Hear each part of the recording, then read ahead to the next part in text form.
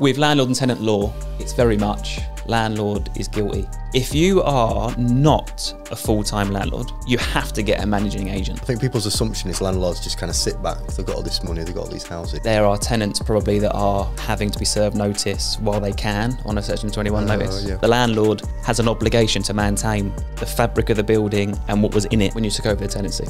We've got landlords leaving the market in their droves. To be a full-time landlord, you need to be reading every single day updates on the latest legislations, but it's always the landlord's obligation until proven otherwise. Do you feel a bit more optimistic about it? Not that you were particularly pessimistic last time we talked about it, but you were definitely highlighting some concerns and issues that were no doubt going to rear their head. I think the amount of uproar it's caused, and these big national residential landlord associations have started to get very vocal, and I think the government are starting to think, actually, hang on, we've got landlords leaving the market in their droves, we're taxing them to high heaven, we're going to probably regret this in a couple of years' time. But the results of it are still happening. Rents are rising, and there's not a great deal. You've seen that since that, like, is that a month by month thing?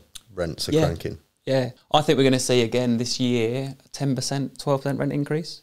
Really? Yeah. Do you think how much of that is because of this, or is that just? I mean, everything's getting more expensive, isn't it? It's not like we're in an economy where we go, oh, I can't believe everything's stable and getting cheap. Like most things are getting more expensive. Yeah, but I think it's exaggerated by this. Because landlords are stressed out, like, get it up now. Yeah. Like, just get the price. Yeah. And there are tenants probably that are having to be served notice while they can on a Section 21 notice. Yeah, of course. Because in a minute they might be able to. That's causing more tenants needing to find somewhere or new properties. But as we discussed last time, I think there's a net loss of 300,000 rental properties. Yeah, it was about that. But, you know, for the right landlords, doing it all properly. What I would say, though, for landlords, before we slip onto the tenant bit, I said it in the last video, if you are not a full-time landlord, as in if that's not your full-time job, if you've got 1, 2, 3 properties, that wouldn't work, you wouldn't be earning enough money out of it to not have to work. You have to get a managing agent. That's what I'm going to say. Not you should, you really have to. Little example, we, as part of our service, some landlords want us just to find them a tenant, reference them, move them in with the tenancy agreement and do nothing else. Not collect any rent, not manage it. But as part of our service, when we know something's expiring, we'll let them know. Just heads up, Mr. Smith. As I mentioned before, compliance is hugely important. Just heads up, your gas cert's expiring or your EICR's expiring or your EPC's expiring. We contacted a let-only landlord who just asked us to let it for them and find them a tenant. We emailed them saying, just a heads up, your EPC expires next month. They were like, no, it doesn't. I had it done when the tenants moved in.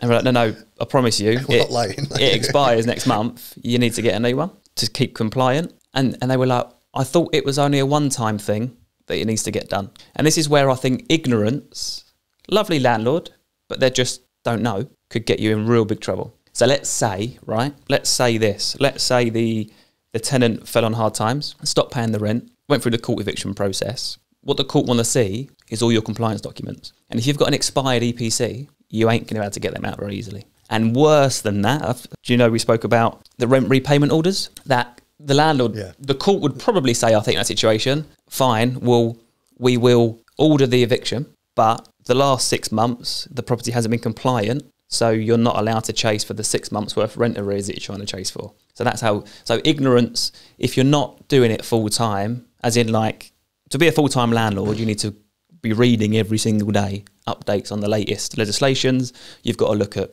court cases and, you know, just be well versed in renting property.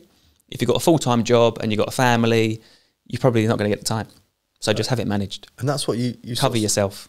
I was sort of quite ignorant to this. You were telling me about how many landlords, this is like a side hustle. I think people's assumption is landlords just kind of sit back. They've got all this money, they've got all these houses. It's about 80%. They just kind of swan around. It's not true, is it? It's side hustle, like investment, you know, rolling a dice in something, you know, I'm going to go for it, I'm going to be a landlord. Yeah, and most landlords expect, it's just a retirement plan. It really is. They bought it 10, 15 years ago, hope it wipes its face for the next 10, 15 years, and they'll sell it with hopefully no mortgage in 20 years' time, and they'll retire on the money. It really is down to that. But ignorance isn't a defence in court. And I had another landlord situation, which I think is worth it. And we recently moved a tenant in. The landlord wanted us to let the property and collect the rent for him. 3 weeks after he moved in, he emailed saying, because we don't manage it right now, so any problems with the property, tenant calls landlord.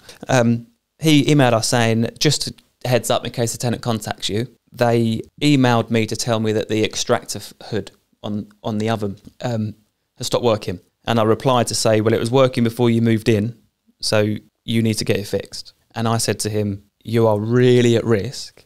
Like, that is breach of tenancy, right? And I think there's probably a lot of landlords that take that approach, and it's really dangerous approach. What you should be doing was say, we had a proper inventory done, is saying, no worries, I'll order for a contractor to come out and inspect it, and if in the contractor's opinion it's been damaged, you have to pay the bill. But it's always the landlord's obligation until proven otherwise. Back to the washing machine thing I said about if you find a £1 coin in it, then fine, tenant, you've got to pay the bill, really sorry. But the landlord has an obligation to maintain the fabric of the building and what was in it when you took over the tenancy, which is why I said it's easier and simpler and better to just rent property unfurnished, because every piece of that furniture is your obligation. Yeah. And you might have a tenant sit down on the sofa and rip it. They've kind of jumped on it and ripped it, but unless you can prove they've jumped on it and they've not just sat on it, you've got to pay for it. Yeah. So it's with landlord and tenant law, it's very much landlord is guilty until proven innocent. And maybe it's not a bad thing. I'm not saying it's a bad thing, it's just how it is. So just cover your backside, make sure you're fully compliant, and if you only got 1, 2, 3, 4 properties and it's not your full-time job, have a good managing agent keep you compliant. Yeah.